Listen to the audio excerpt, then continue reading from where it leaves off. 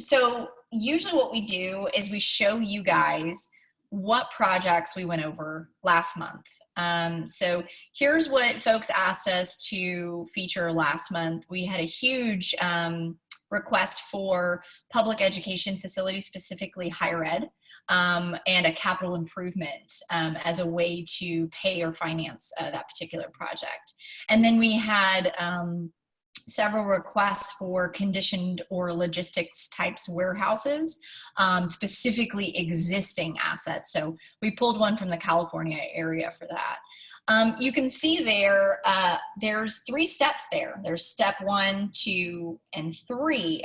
Incentivine's process, and we're going to go over that here in a second, is just a 3-step process. So everything starts with search.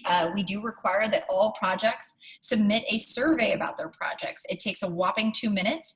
It's very general information. All surveys are kept confidential. We don't sell anything to third parties.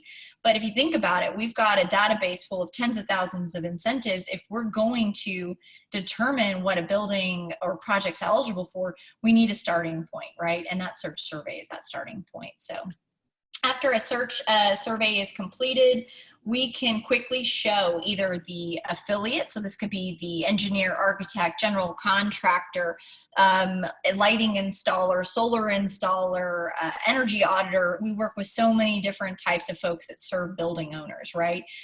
We can quickly show them whether or not the project is in a healthy incentive landscape, right? So you can see without a doubt, when this Texas higher ed publicly owned campus came in, it was in a very healthy part of the state. Lots of incentives available.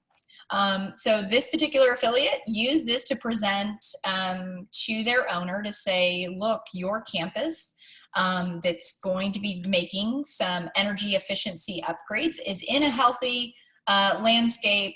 We work with a group called Incentivine, and they can verify what you're eligible for, run an estimate of how much that is, and further they can go on to capture those incentives. Would you like us to connect you?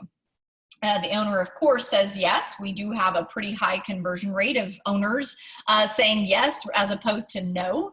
And so you can see from those 123 incentives, the project using Grace's expertise was able to figure out that they were eligible for 14 incentives.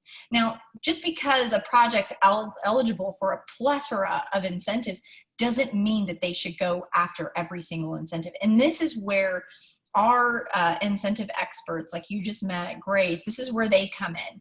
They can help an owner and our affiliates navigate the landscape of, great, there's 14, but really, what's the good, the bad, the ugly? What do you have to do to capture that incentive? What specifications? What's the quantity? What are the savings that have to be achieved? In other words, she will help you balance what's attainable based on the scope of work that's already being put out there.